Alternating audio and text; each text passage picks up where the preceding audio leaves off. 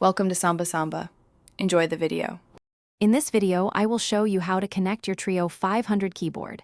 First, make sure your keyboard has sufficient power, either from a full charge or new batteries.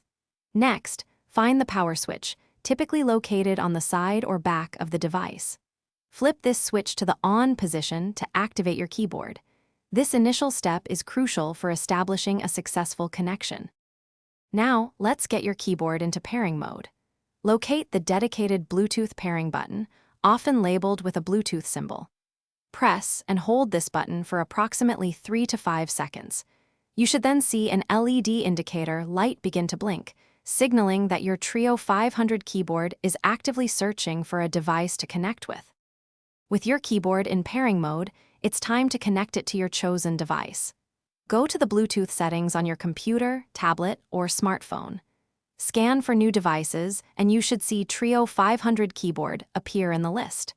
Select it, and if a pairing code appears, enter it on your keyboard and press enter. Once connected, open a text editor or any application where you can type to confirm your Trio 500 keyboard is working correctly. If you encounter any issues, a simple restart of both your keyboard and the connected device often resolves them. Also, ensure you are within a 10-meter range and that no other strong wireless signals are causing interference. Thanks for watching. Consider subscribing if we helped you.